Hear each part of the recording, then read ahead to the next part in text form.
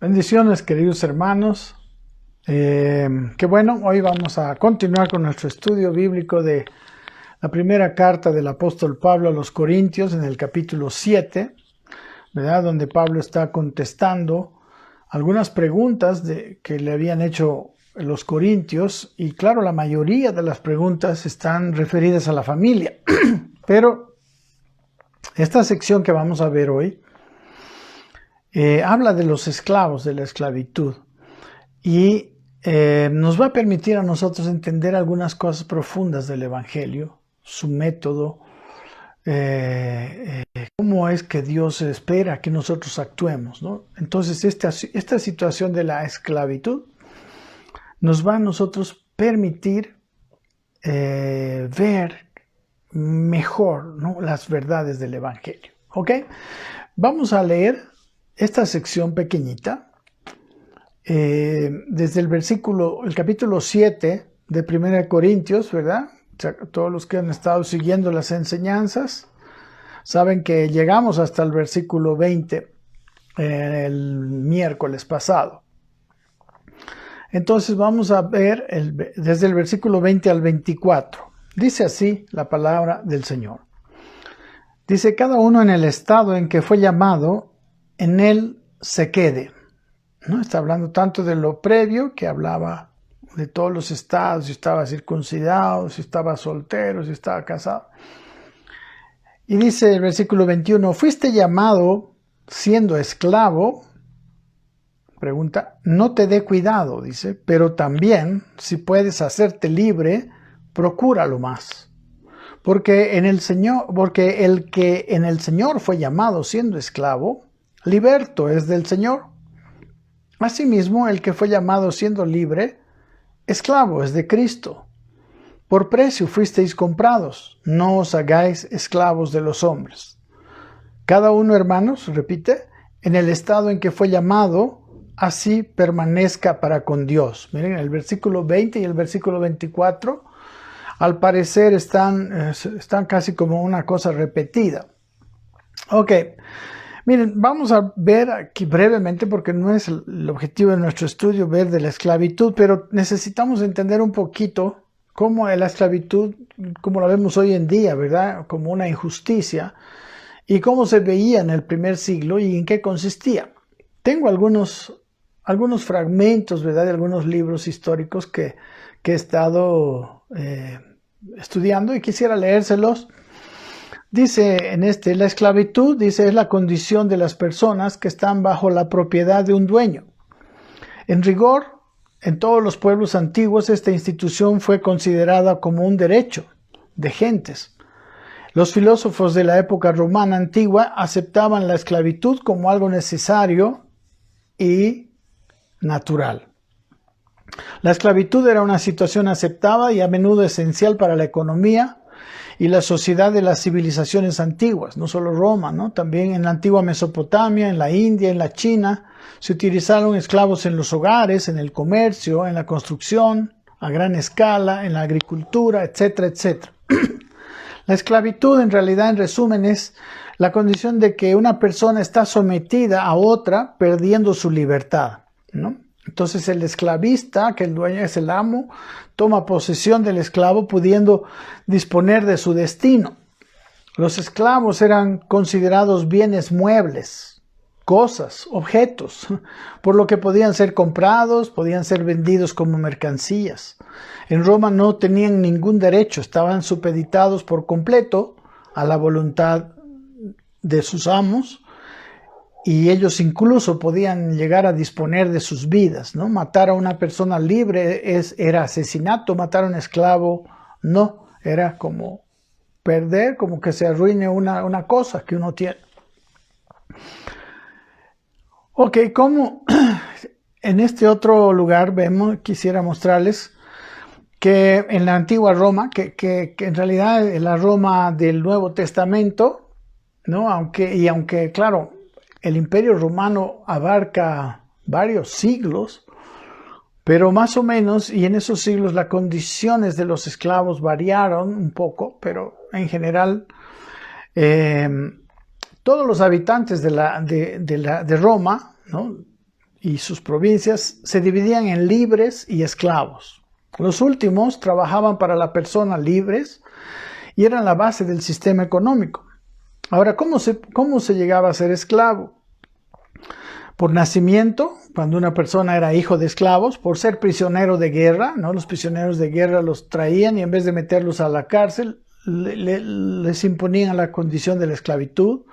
Por abandono, porque encontraron un niño abandonado y se lo apropiaban. Por una condena judicial, ¿verdad? En vez de mandarlos a la cárcel, les imponían la condición de esclavitud. Por venta también, ¿verdad? Incluso en Israel, recuerden, por ejemplo, la parábola de los dos deudores, por deuda, ¿verdad? El dueño, el hombre que le debía tanto a su dueño, él mismo se iba a esclavizar como pago de su propia deuda.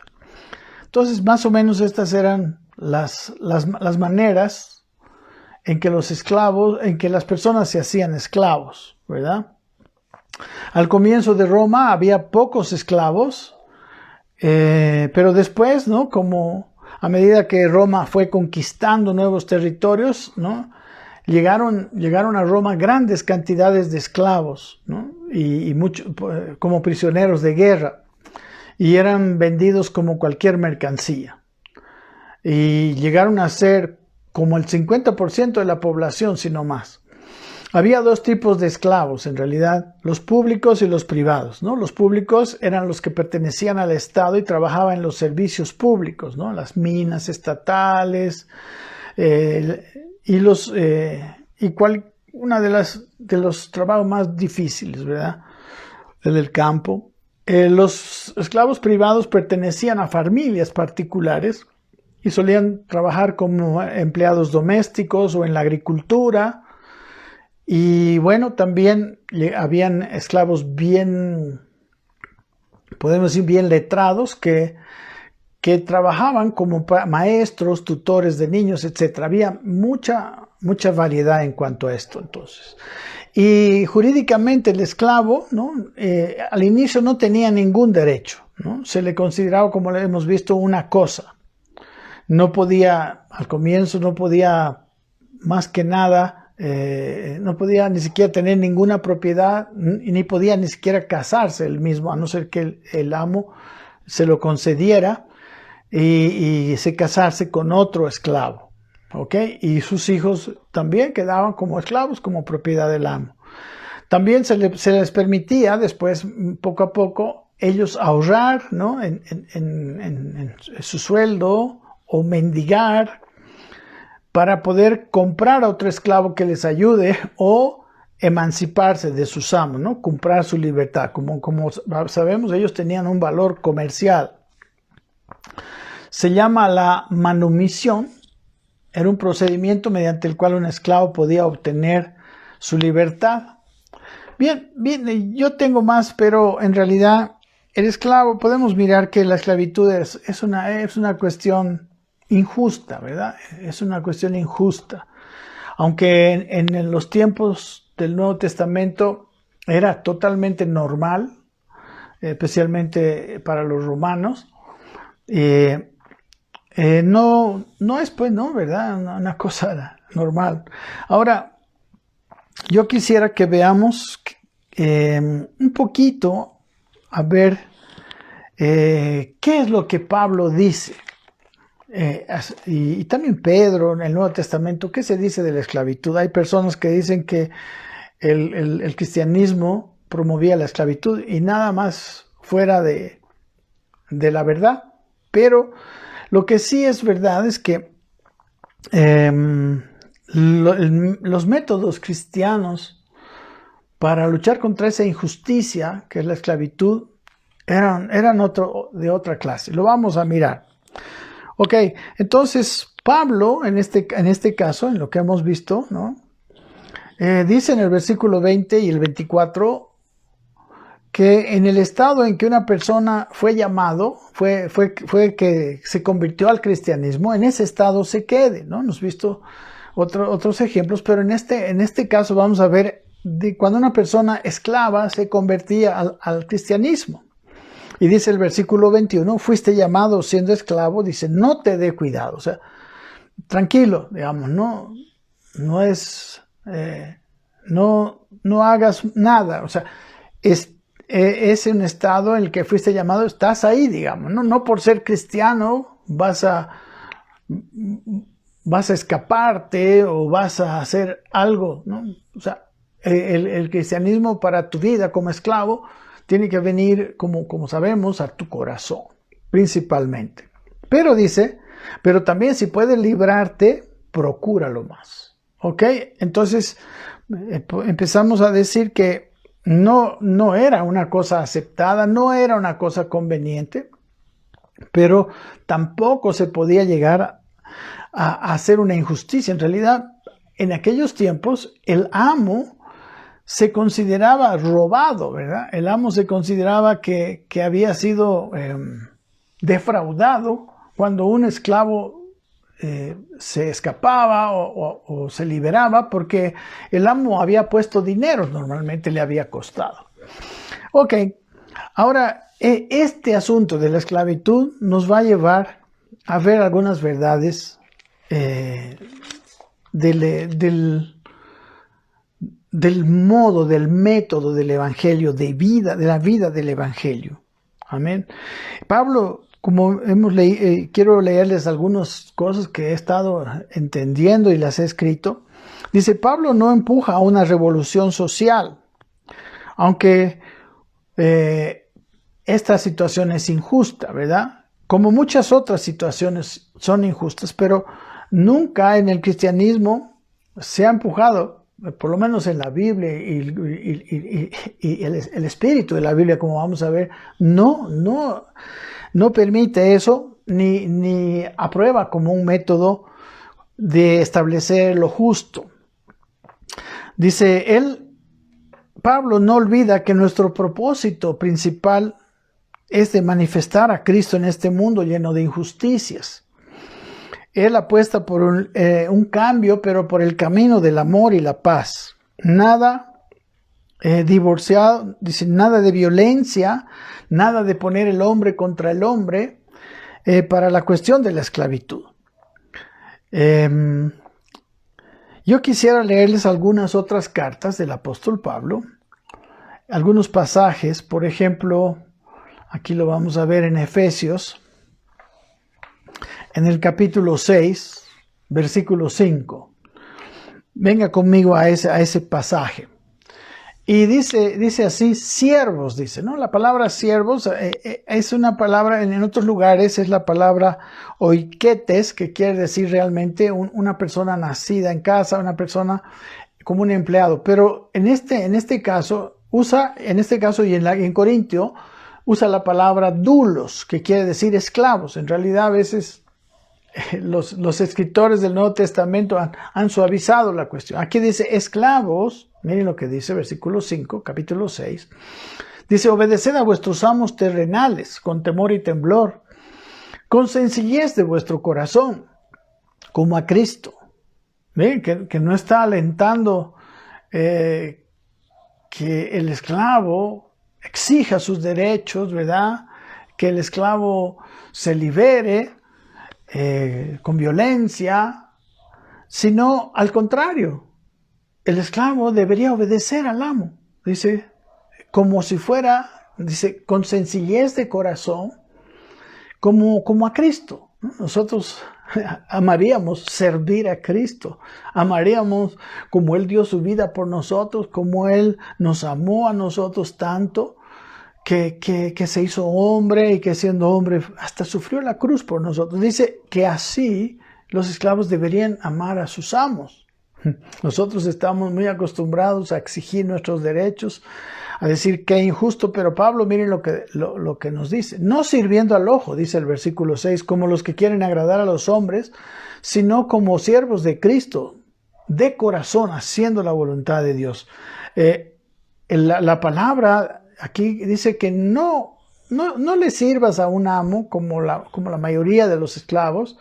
No, pues cuando el amo me esté viendo, trabajo, me hago al que trabajo. No, aquí no era al ojo, sino era un trabajo consciente, ¿no? Como para agradar dice, no para agradar a los hombres, sino como siervos de Cristo, como servidores de Cristo, como esclavos de Cristo. Y dice, de corazón, haciendo la voluntad de Dios, dice el versículo 7, sirviendo de buena voluntad como al Señor y no a los hombres, ¿no? Así que los deberían servir con sencillez de corazón como al Señor. Y aquí también dice de buena voluntad como al Señor. Y como si ellos no fueran injustos, como si ellos no fueran personas malas, dice, sabiendo, dice el versículo 8, aquí está un versículo muy, muy interesante, que el bien que cada uno hiciere, ese recibirá del Señor, sea siervo o sea libre. ¿Okay?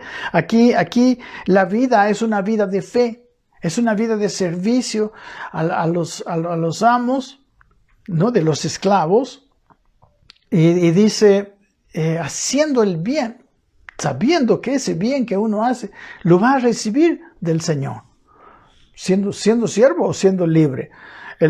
Y después dice en el versículo 9, y vosotros amos, dice, haced con ellos lo mismo, dejando las amenazas, sabiendo que el Señor de ellos y vuestro está en los cielos y que para Él no hay acepción de personas. Mira que no solamente era para los esclavos, sino también para los amos. Dice que el bien que cada uno hiciere, ese recibirá del Señor. ¿Ok? Miren que el bien que uno tiene que hacer, como dice en la vida cristiana, no depende de lo que los otros te hagan. El bien que tú tienes que hacer es un bien que sale de adentro, que sale de la nueva naturaleza, la maravillosa nueva naturaleza que Dios nos ha dado. Amén. Y luego, para poner la cosa, la exigencia no solo era a los esclavos, ahora le dice a los amos, ustedes hagan con ellos lo mismo. Sírvanles también de corazón como a Cristo.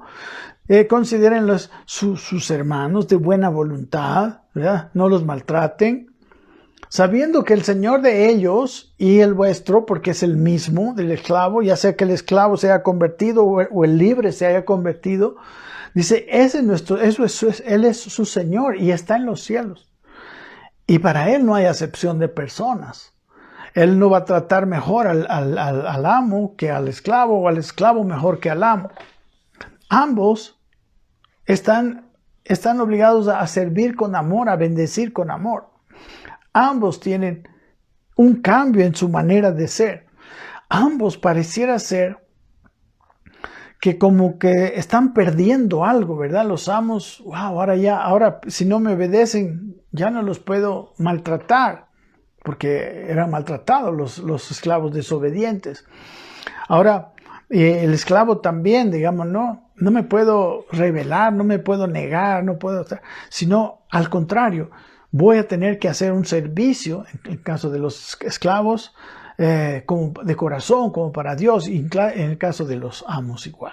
Bueno, hoy en día, pues, esto no, para mí me llevaría a aplicarlo a nuestros trabajos, ¿verdad? Si nosotros trabajamos, ¿cuántas veces los hombres trabajan según el sueldo?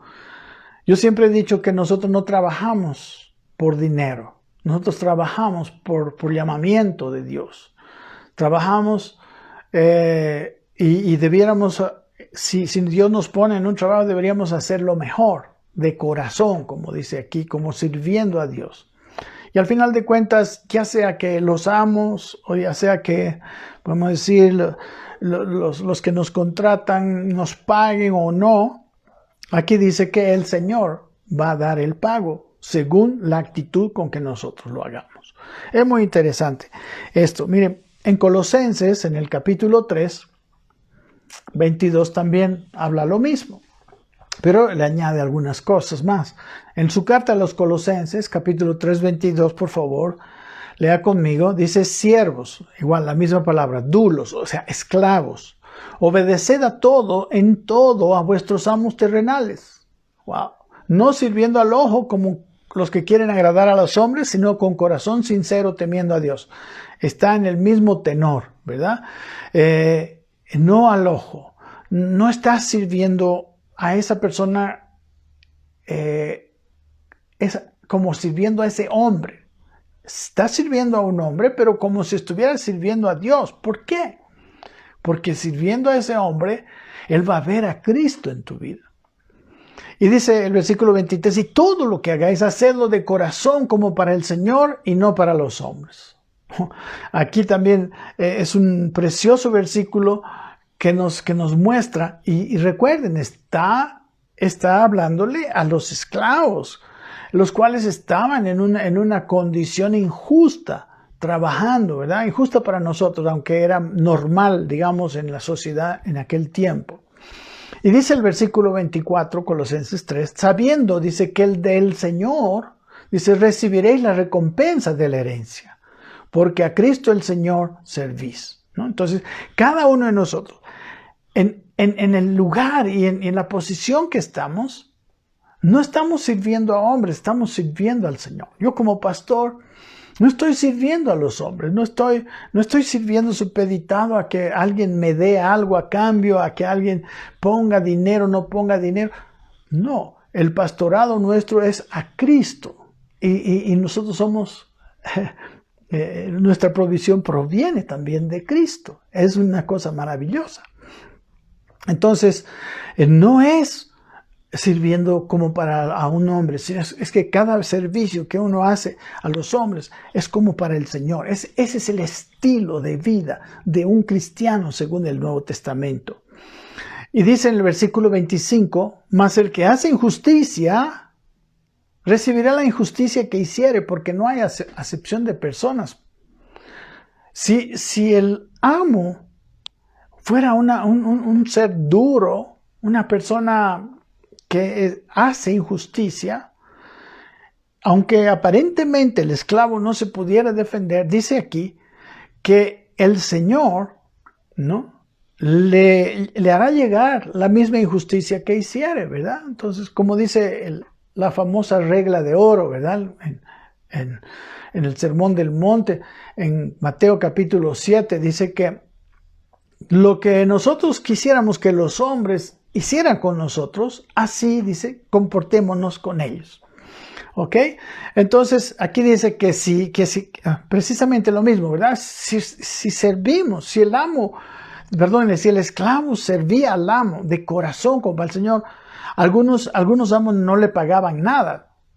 Ellos simplemente lo alimentaban porque sabían que si lo alimentaban bien, el hombre tendría fuerzas para servirlo bien. Muchas veces no les interesaba ni siquiera la salud de sus esclavos, ¿no? Y si ellos se enfermaban de una enfermedad terminal, dice que los dejaban, los abandonaban para que murieran, ¿no? Entonces, pero ese servicio, aunque humanamente no tiene un pago, dice Dios que Dios dará el pago y Dios no miente. Y lo más maravilloso es que aquí es una de las promesas de Dios. Claro, todas las promesas son condicionales. ¿Cómo es que tú quieres recibir la recompensa de tu vida, de tu obra? Tienes que vivir de corazón, tienes que hacer las cosas, no importando si te agradecen, no importando si te recompensan, si tú miras que hay una devolución de parte de las personas. No. Y miren, después de decir que el que hiciera injusticia recibirá la recompensa, recibirá la injusticia que hiciere, le habla a los amos, ¿no? El siguiente capítulo, porque el 3:25 es el último versículo del capítulo 3, el siguiente versículo es el 4:1. Amos, dice, haced lo que es justo y recto con vuestros esclavos, sabiendo que vosotros también tenéis un amo en los cielos, ¿no? Nosotros tenemos a un amo que es Dios y los dueños de esclavos debían hacer lo justo y recto con sus esclavos, como quisieran ser tratados por su amo, que es Dios. Amén. Qué interesante. Y miren, no solamente, bueno, hay más versículos del apóstol Pablo, pero miren, el apóstol Pedro también escribe, ¿no? Hoy vamos a ver todo acerca de la esclavitud y el evangelio, así se llama el título de esta enseñanza. Quizás un poquito salido de contexto en cuanto a las cuestiones familiares, pero es muy bonito y a mí me parece muy central para entender el cristianismo y la vida como Dios quiere que vivamos. Dice capítulo 2 de la primera carta del apóstol Pedro, la carta universal de Pedro, del apóstol Pedro, dice, criados, ¿no? Y, bueno, y en este punto no usa la palabra dulos, en realidad usa de la palabra oiketes, que podía ser un esclavo, pero en realidad hace el énfasis en que era un servidor doméstico, ¿no?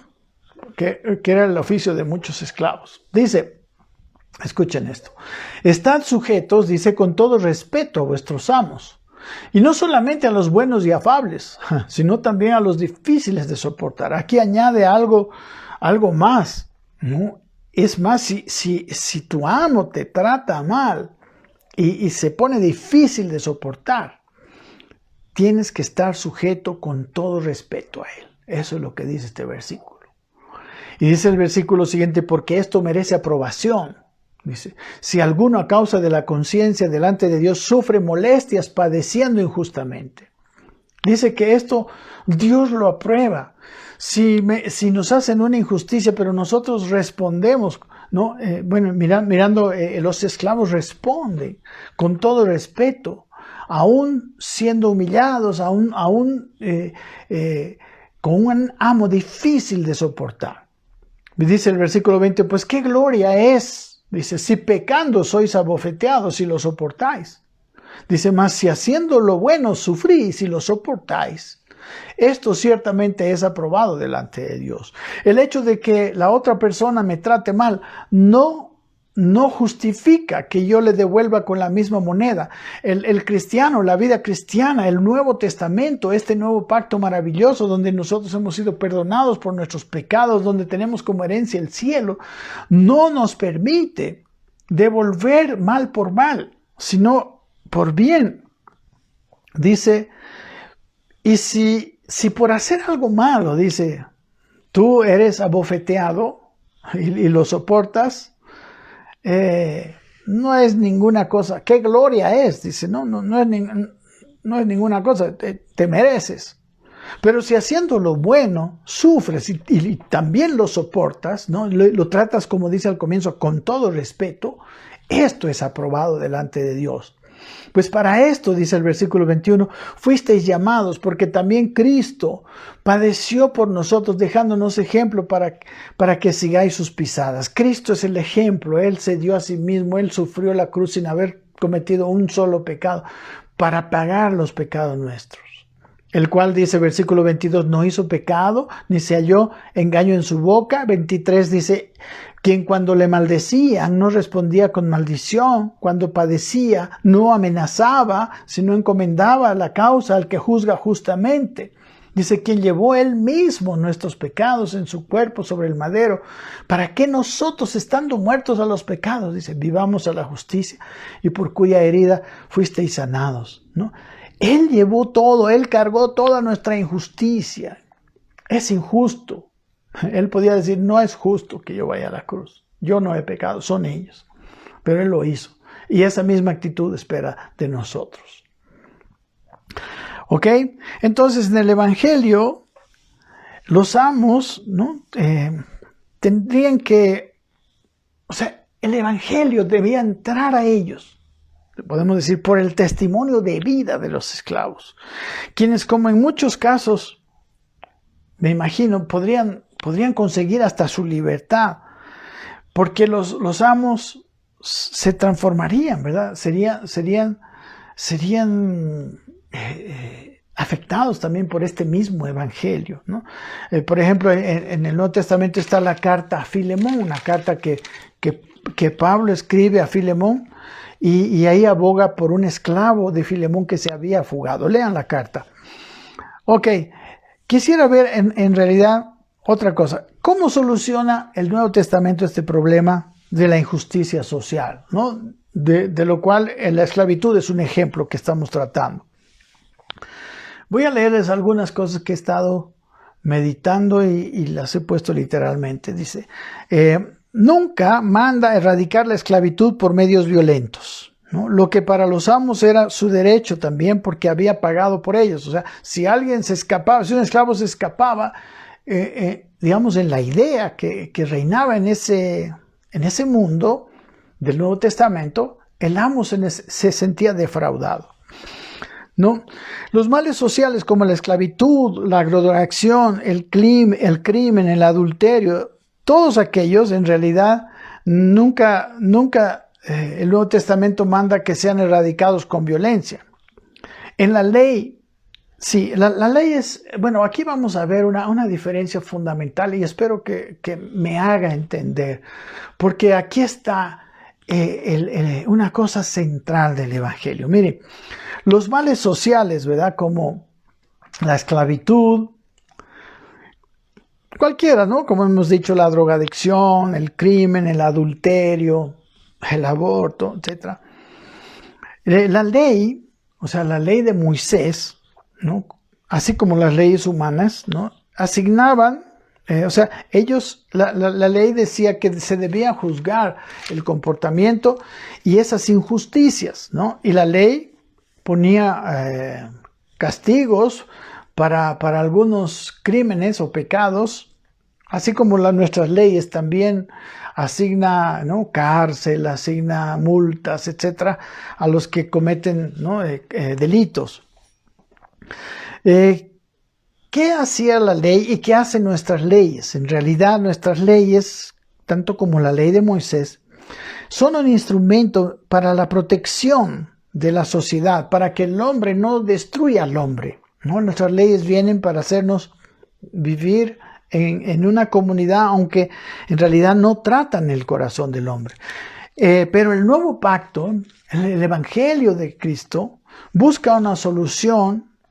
Tampoco está de acuerdo con la injusticia, pero su manera de solucionarlo es distinta. El Nuevo Testamento, el Evangelio, busca la solución en el preciso lugar donde se originan estos problemas, que es en el corazón del hombre. Dice en Romanos 12:21, dice así: no seas vencido de lo malo, sino vence con el bien el mal. Romanos 12:21 nos muestra ¿cuál es nuestra verdadera lucha? Es la lucha entre el bien y el mal, no entre fulano y sutano, no entre el ladrón y o sea, el bien y el mal. Nosotros somos trabajadores del bien, somos del ejército del bien. ¿Cuál es el verdadero enemigo? No es la persona que nos hace daño, no es el esclavista que era difícil de soportar, ¿verdad? Sino es el mal, ¿verdad? Y el arma para vencer el mal, también nos muestra este versículo, el arma para vencer el mal es haciendo con el bien, haciendo el bien, ¿verdad? Muy interesante, ¿no? Las cosas malas no se vencen con la misma moneda, ¿no? El pecado, haciendo la voluntad de Dios, ¿verdad? Las tinieblas se vencen con la luz, no con más tinieblas. Lo malo se vence con lo bueno, la mentira se vence con la verdad, la hipocresía se vence con la sinceridad, la muerte se vence con la vida. Al existir el mal y la corrupción en el corazón del hombre, como les digo, la ley de Moisés, ¿no? Y la educación moral, hermanos, buscan limitar el avance del mal de una manera externa, ¿no? Son como, podríamos decir, como unas paredes que te impiden que te salgas de lo bueno, ¿verdad? Y como digo, la paredes son el castigo, las penas, la sentencia, ¿no? Así como ahora una persona no va y roba nomás porque sabe que si lo pillan y lo van a meter a la cárcel, ¿no? Entonces la ley traía una cuestión así desde afuera, pero la ley no transforma el corazón. La ley transforma la mente, la ley nos muestra la diferencia entre lo bueno y lo malo. Dice Romanos 3:20, que ya que por las obras de la ley ningún ser humano será justificado delante de él, porque por medio de la ley es el conocimiento de pecado. La ley es buena porque nos da a conocer lo que es malo y lo que es bueno. Gálatas 3:11 y 12 dice, y que por la ley ninguno se justifica para con Dios es evidente, porque el justo por la fe vivirá. Es otra manera de justificación, porque nosotros somos hechos justos por una obra ya completa de Cristo en la cruz. Y dice, y la ley no es de fe, sino que la ley dice, el que hiciere estas cosas vivirá por ellos. ¿Ok? Mis queridos hermanos, la ley traía, pretendía una educación. Pero como ustedes pueden ver en el Antiguo Testamento, lo que relata el Antiguo Testamento es un fracaso de la ley. El pueblo mismo de Dios, con esa ley maravillosa que tenía, se desbanda. Y el Nuevo Testamento trata con un cambio de naturaleza. Trata en el fondo, porque el corazón, hermanos, del hombre es un corazón muy perverso, dice la Biblia. Es un corazón muy veleta, ¿no? Al rato está bien, al rato está mal. Es corrupto el corazón del hombre. Y también la solución no está en lo externo. ¿Ok? Por ejemplo, la educación es buena, pero la educación no te transforma. Yo puedo sonreírle a una persona, ¿no? Puedo tener modales para con esa persona, pero esa educación no me hace amar a esa persona. Y es muy diferente. Para Dios es toda la diferencia, porque Dios mira el corazón. En cambio, el Nuevo Testamento, la obra de Cristo en la cruz, lo que han conseguido para nosotros es que podamos tener un cambio de naturaleza. En Juan capítulo 3, lo que le dice Jesús a Nicodemo, le dice que debía nacer de nuevo, que debía tener un nacimiento, ¿qué es el nuevo nacimiento? El nuevo nacimiento es el nacer del Espíritu, como dice ahí en ese capítulo 3 de Juan, usted por favor léalo, es que la nueva naturaleza de Dios se instala en nuestro corazón, ¿no? Y viene a nuestro corazón. Y aunque, claro, también tenemos, entonces, desde el momento en que nosotros recibimos a Cristo, nosotros tenemos fe, creemos en Dios, viene esa nueva naturaleza. Y obviamente sí está parte, los resabios de la vieja naturaleza que la Biblia llama la carne. Y desde ese momento hay una lucha fuerte, pero desde ese momento nosotros podemos llegar a vencer la carne, ¿verdad? Si nosotros definimos alimentar el espíritu. El hombre ahora, a pesar de que está la carne, ahora cuenta con los recursos para poder vencer el mal. Claro, si pelea, como Pablo dice, la buena batalla, la diaria batalla de la fe. El espíritu, que es llamado así, ¿no? La nueva vida, la nueva naturaleza que se instaló en el corazón del hombre que creyó, debe ser alimentado, debe ser desarrollado, y la carne debe ser apagada y silenciada, ¿no? Sometida temporalmente, no cada vez tiene que estar siendo sometida diariamente, porque diariamente quiere levantarse. No, en Lucas capítulo 9, 23, Jesús, por eso dijo Jesús esto. Dice, si alguno quiere venir en pos de mí, dijo, niéguese a sí mismo, tome su cruz cada día y sígame. Niéguese a sí mismo, es niegue a su carne, la expresión, tome su cruz, mate. La cruz era un instrumento, es en este caso un instrumento de muerte a nuestra vieja naturaleza. Mate su vieja naturaleza y así podrá seguirme. No, porque se instala, una vez que nosotros nacemos del Espíritu, se instala una batalla. Dice en Gálatas capítulo 5, versículos 16 y 17, nos describe esta batalla. Dice, digo pues, dice Pablo en su carta a los Gálatas en el capítulo 5, versículo 16, digo pues, dice, andad en el Espíritu y no satisfagáis los deseos de la carne. Y dice bien claramente, porque el deseo de la carne es contra el espíritu y el del espíritu es contra la carne. Y estos se oponen entre sí. Entonces, entramos en una batalla donde ahora, si nosotros caminamos por esa misma fe por la que fuimos convertidos, nosotros ahora tenemos la posibilidad de tener victoria.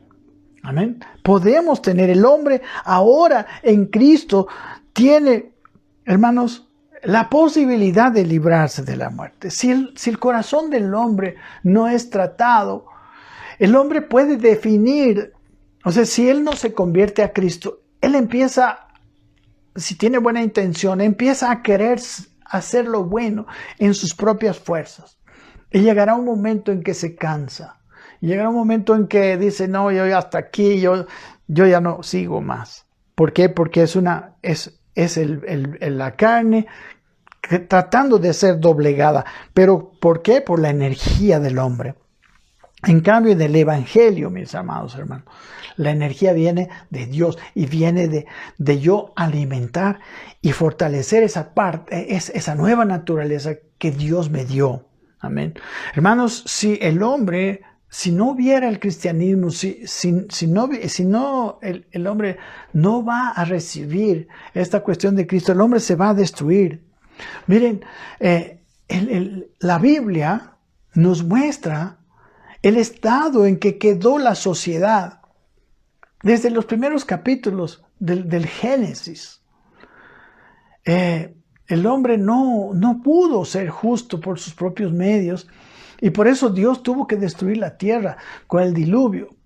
Pero miren las condiciones en que estaba la tierra para que Dios haya tenido que tomar esa decisión. Recuerden que Dios también, su actuar en nosotros no es adentro. Su actuar es adentro en alguna forma, si se lo permitimos. Él nos dio libre albedrío. Nosotros podemos recibir la ayuda de Dios o podemos rechazar la ayuda de Dios y Él nos respeta. Y así respetó el libre albedrío del hombre con Adán y con su descendencia. Y llegamos al capítulo 6 del propio Génesis, 6 capítulos de la Biblia. Y miren lo que pasa en la tierra. Dice el capítulo 6, versículo 5, y vio Jehová, dice que la maldad de los hombres era mucha en la tierra, y que todo designio de los pensamientos del corazón de ellos era de continuo solamente el mal. De tal manera, de que dice el siguiente versículo, que se arrepintió Jehová de haber hecho el hombre en la tierra, y le dolió en su corazón. ¿A qué condición llega el hombre? Y si ustedes se dan cuenta, si no es el cristianismo, si no vivimos esta realidad que nos marca el Nuevo Testamento, la Biblia, yo creo que el hombre está llegando hacia un camino de autodestruirse.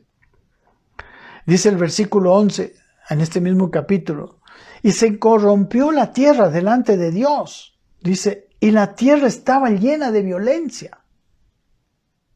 Y miró Dios la tierra, y he aquí que estaba corrompida, porque toda carne había corrompido su camino sobre la tierra. Esta es la condición que llega el hombre. Y luego, después Dios hace un pueblo, que es su pueblo propio, que es el pueblo de Israel. Él incluso le da sus leyes. Pero usted puede ver ¿en qué termina el pueblo de Dios? También termina en un estado igual. ¿Por qué? Porque la educación es buena, pero la naturaleza vence.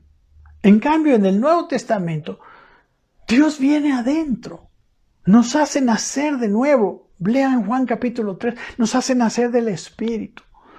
Y ahí ya el hombre puede llegar a vencer al pecado, si quiere, definitivamente, ¿verdad? El hombre puede llegar, amén. Entonces, dice, entonces, mis hermanos, lo que pasó en ese tiempo con la tierra, era que la tierra estaba llegando a ser un infierno. La Biblia dice que Dios ama al hombre. Pero imagínense, aquel que ama al hombre tuvo que destruir al hombre con ese diluvio. Y solo se salvó Noé y su familia. Porque si no lo hacía, me imagino que Noé y su familia más iban a ser absorbidos, iban a ser corrompidos por la violencia que había. Y definitivamente la tierra se iba a convertir en un infierno. Y Dios paró ese infierno, ¿no? Luego con la ley, Dios también paró un poco la maldad de los seres humanos, de los seres de su pueblo, pero como no había un cambio en el interior del corazón, el pueblo de Israel, los de Israel del norte, también tuvieron que ser juzgados. Los asirios los conquistaron en el año 722, fue borrado prácticamente el pueblo de Israel del norte, y 100 años después, aproximadamente 100 y poco años después, también fue borrado Judá. Hasta el templo que Dios había hecho construir, Dios lo hizo, o sea, Dios dejó que sea destruido. ¿Por qué? ¿Qué nos muestra esto? Nos muestra que la educación, la ley, no digo que es mala, es buena, pero el hombre necesita un cambio en el corazón. Y el Evangelio, mis hermanos, es el camino, porque en el Evangelio Dios hace lo que conquistó Jesús en la cruz, es el derecho de que nosotros podamos ser transformados, se perdonan nuestros pecados y entonces puede venir el Espíritu Santo y darnos la naturaleza de Dios. Amén. En esta cuestión de la esclavitud, miren cómo trata la Biblia este asunto. Es un gran ejemplo para mostrarnos cómo el hombre puede luchar contra las injusticias. No está de acuerdo Dios con la injusticia, definitivamente ni con la esclavitud. Dice el versículo 21, si puedes hacerte libre, procúralo más. Es bueno que te hagas libre, ¿no? Pero dice, y el versículo 33 dice, no os hagáis esclavos de los hombres. Pero sus métodos, amados, no son la violencia, no es el atropello, sino son métodos de amor, son métodos internos, métodos de servicio. Como hemos visto, ¿no? El esclavo debía servir con respeto, debería trabajar como para el Señor, debería verse el fruto del Espíritu, que es amor, gozo, paz, paciencia. En el esclavo, a pesar de que el amo fuera difícil de soportar, dice el apóstol Pedro. Hermano, no hay otra manera. El amo tendría que haber visto y tendría que haber sido tocado en el corazón. No hay coerción. No se puede hacer cristianos por obligación. No se le puede obligar a una persona. No funciona. No es el método. El hombre necesita entender que a menos que viva el verdadero evangelio del reino, recuerden, el evangelio de donde Dios gobierna del reino, no va a tener victoria contra el mal. Recuerden que dice la Biblia, no seas vencido de lo malo, porque ese es realmente el enemigo. Cuando el mal entra en nuestro corazón, cuando la venganza entra en nuestro corazón, cuando el rencor entra en nuestro corazón, cuando todo mal, ¿verdad? Entonces, mis queridos hermanos, por eso yo no creo que la iglesia deba tomar una postura ni política, ni buscar las transformaciones sociales por esos movimientos, ¿verdad? A través de huelgas, presiones, movilizaciones, bloqueos. No, el camino del Señor está claro. El camino del Señor es la transformación dentro de mí. El que Dios se haga poderoso en mí de tal manera, como dice la Biblia, que si te dan a la mejilla derecha, tú puedas poner la otra. La transformación de Dios de tal manera que tú puedes amar a tus enemigos. Es ese nuestro camino, es ahí por donde tenemos que poner el énfasis de vida. Amén. Hermanos, tampoco estamos en contra de los buenos políticos, de los que buscan propósitos justos, ¿verdad? En esos movimientos contra el aborto, la conservación, la familia, etc. Pero el problema es que sus métodos sabemos que no van a terminar bien. El verdadero método profundo es el buscar el cambio en el corazón del hombre, y el método es el amor. ¿Ven? Muchas veces esos movimientos sociales, esos movimientos de cambio social violentos, lo único que hacen es cerrar el corazón de los contrarios y se prolonga las situaciones de mal, como el pueblo de Israel. Y no es así. Entonces el camino de Dios es un camino de fe. Es la cruz que ahora hace morir al viejo hombre y hace vivir al espíritu y mata la carne, ¿verdad? O sea, niega los deseos, es un negarse a los deseos de la vieja naturaleza humana y es un potenciar la naturaleza de Dios. Quizás algunos cristianos pueden participar de estas reformas, pueden participar de estos movimientos cuando Dios los ha llamado. O sea, no es tan mal, ni nosotros lo criticamos, pero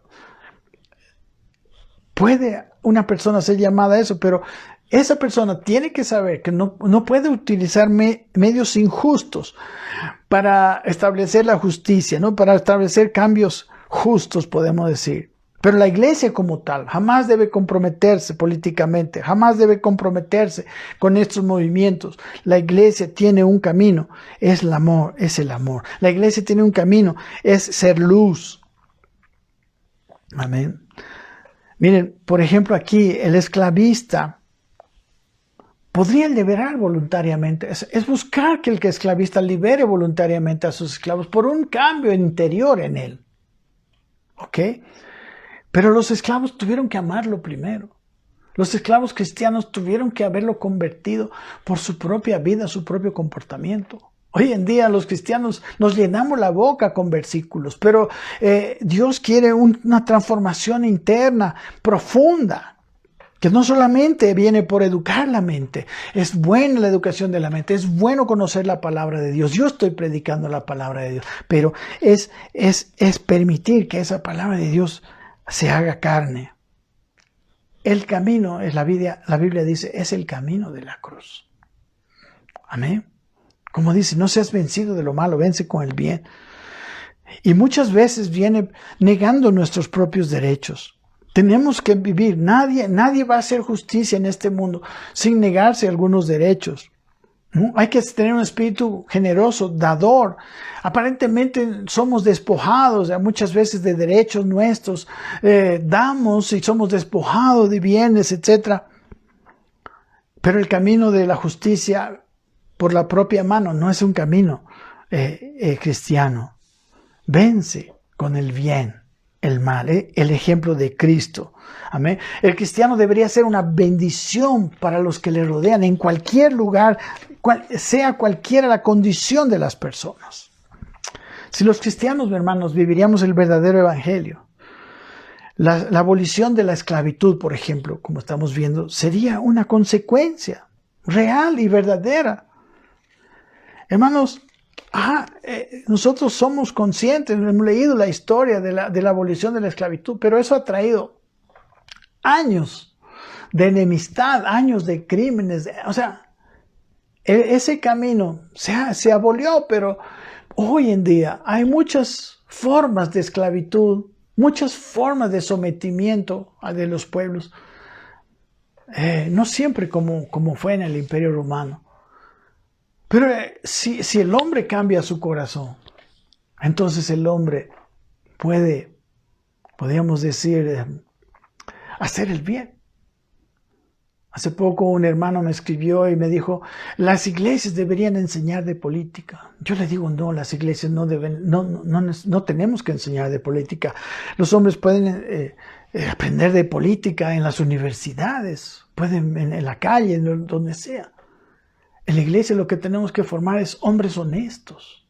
Y no importa si este hombre honesto es de izquierda o es de derecha, pero si verdaderamente es honesto y verdaderamente es cristiano, este hombre va a ser una bendición, va a servir a la sociedad. Hermanos, nosotros tenemos, según el Nuevo Testamento, este camino, un camino de negación. El problema es que todavía nos estamos aferrando a nuestros propios derechos, a nuestras propias posesiones, ¿no? Siendo, por ejemplo, en Lucas 14:33, Jesús les dice, así pues cualquiera de vosotros que no renuncia a todo lo que posee no puede ser mi discípulo. Pues debe estar disponible todo lo que poseemos en las manos de Dios. Seguimos aferrados a eso, seguimos aferrados a nuestra autodeterminación, cuando nosotros deberíamos definir ser guiados por Dios. Nos aferramos a esa vieja idea de que la felicidad vendrá cuando tenemos todo lo que deseamos, cuando tenemos toda seguridad, toda fama. Pero mis hermanos, este no es el verdadero camino a la felicidad. La mujer samaritana, miren, ella quería felicidad, pero ella tomó un camino incorrecto. La mujer samaritana, aquí en el capítulo 4, Jesús se lo dice bien claramente, bueno, no tan claramente en ese momento para ella, porque estaban hablando del agua, etc. Jesús le dice que le respondió, versículo 13, Juan 4:13, le dijo esto: cualquiera que bebiere de esta agua volverá a tener sed. Mas el que bebiere del agua que yo le daré, dice, no tendrá sed jamás, sino que el agua que yo le daré será para él, será en él una fuente que salte para vida eterna. ¿Y cuál era el agua que bebía la mujer? Un poquito más adelante en la conversación Jesús le muestra cuál era el agua que ella bebía. Dice el versículo 17, respondió la mujer y dijo, no tengo marido. Jesús le dijo, bien has dicho, no tengo marido, porque 5 maridos has tenido. Y el que ahora tienes no es tu marido. Ella estaba buscando la felicidad. Quería encontrar el marido perfecto. Pero Jesús le dijo, si tú sigues bebiendo de esa agua, no, tú vas a tener sed. Vas a seguir teniendo, o sea, no vas a saciar tu alma. Pero si tú bebes del agua que yo te daré, saciará totalmente tu sed. Amén. Nuestra necesidad, mis amados, no es material, es espiritual. Más adelante dijo, Dios es espíritu, y los que le adoran en espíritu y en verdad es necesario que le adoren. Y saben, hermanos, el camino de Dios no es un camino no sé, pues un mar de lágrimas todo el tiempo. El Señor promete en su palabra que si nosotros crecemos en el fruto del Espíritu, buscamos, este es el camino de la felicidad, es el buscar un camino de crecimiento en el Espíritu, del crecimiento en nuestra fe, de buscar el verdadero gozo que viene de la presencia de Dios, la paz interior, todo el fruto del Espíritu que es amor, gozo, paz, paciencia, de ahí viene. Y si nosotros buscamos eso que es la justicia del reino de Dios, dice en Mateo 6:33, mas buscad primeramente el reino de Dios y su justicia. Y dice, y todas estas cosas os serán añadidas. Nosotros buscamos la añadidura y no tenemos. Amén. En el Salmo 23:1 dice, Jehová es mi pastor, dice, nada me faltará. Y en este mismo versículo está la clave. Si tú te dejas pastorear por Dios, si tú te dejas, el pastor llevaba las ovejas para donde él quería. Si Dios es tu pastor, entonces nada te faltará. Amén. Los hijos de Dios son los guiados por el Espíritu de Dios.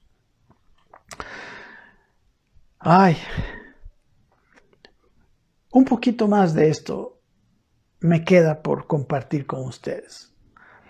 Y quizás no está dentro del, quizás el contexto total, ¿no? Es como un pequeño apéndice en estos versículos del capítulo 7 y los temas del capítulo 7. Pero creo que Dios me llevó a hablar de esto. Y espero que usted pueda haber entendido esta verdad. Amén. Gracias por estar ahí. Y le pido a usted con todo el corazón que revise todo este material. Porque a través de esta cuestión de la esclavitud y la forma como Pablo muestra, y Pedro también muestra que debemos tratar, ese es el camino cristiano verdadero. El cristianismo se apartó, ¿verdad? El llamado cristianismo se apartó muchas veces de este camino y ese cristianismo nunca funcionó.